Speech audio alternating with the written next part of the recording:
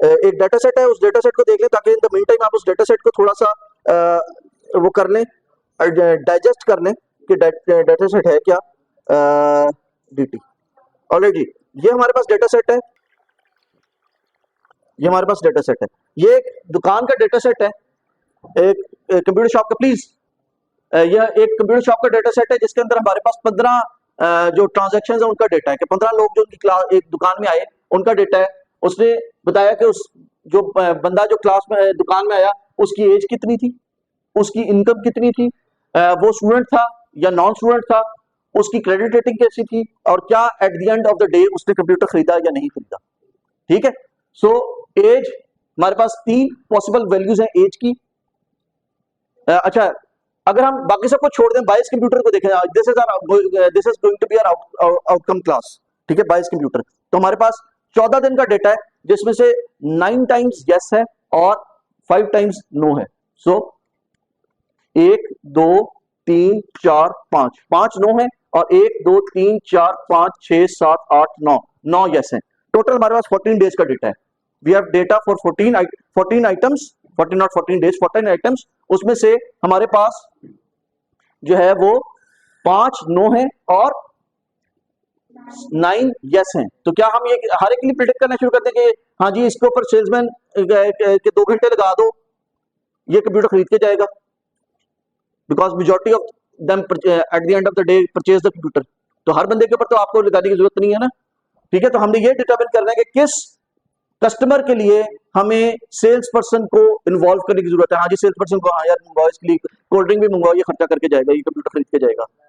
हाँ जी, तो इसके लिए 22 कंप्यूटर की क्लास को हमने डिटरमिन करना है और हमारे पास ये कुछ डिटर्मिनेंट्स हैं या एट्रीब्यूट्स हैं जिन एट्रीब्यूट्स की वैल्यूज को देख के हमने ये डिक्लेयर करना है कि या क्या ये बंदा कंप्यूटर खरीदेगा या नहीं खरीदेगा।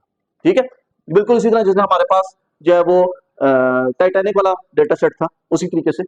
सो एज की हमारे पास 3 पॉसिबल वैल्यूज हैं। Age could be less than 30 years, age could be between 30 and 40 years and age could be more than 40 years. So age की हमारे पास 3 पॉसिबल वैल्यूज है। मैं यहाँ पे लिख देता हूँ, इसको थोड़ा सा नीचे कर लेते हैं और यहाँ पे जो इनकी पॉसिबल वैल्यूज हैं वो लिख लेते हैं, यहाँ पे लिखते हैं। एज की हमारे पास जो पॉसिबल वैल्यूज हैं वो है, एज की पॉसिबल वैल्यूज हैं less than 30, 30 to 40 and greater than 40। Age की हमारे पास ये 3 पॉसिबल वैल्यूज हैं। इनकम की मेरे पास फिर 3 पॉसिबल वैल्यूज हैं, high, medium and low, high, medium and low. Student की मेरे पास 2 पॉसिबल वैल्यूज हैं, यस एंड नो। और क्रेडिट रेटिंग की मेरे पास 2 पॉसिबल वैल्यूज हैं, फेयर और एक्सीलेंट। और 22 कंप्यूटर की मेरे पास 2 वैल्यूज हैं, यस और no.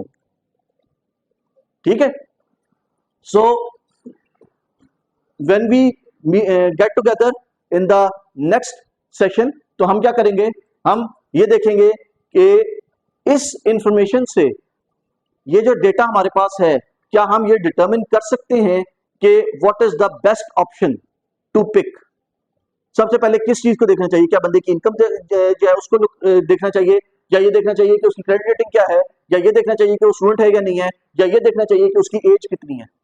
What is the best item to look at first.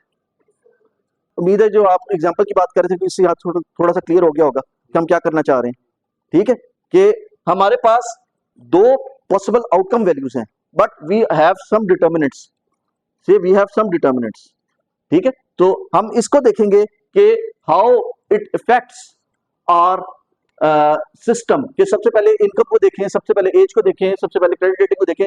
कौन सी वैल्यू को देखने से, कौन से वेरिएबल को, कौन से एट्रीब्यूट को देखने से हमारा सिस्टम जो है वो सबसे ज्यादा जल्दी हम उसके आंसर्स दे सकते हैं। जिस तरह आपको कहा कि टाइटैनिक वाले केस के अंदर आप सबसे पहले जेंडर को देख लें, जेंडर के बाद अगर जेंडर फीमेल है तो यस कर दें, जेंडर मेल है तो नो कर दें।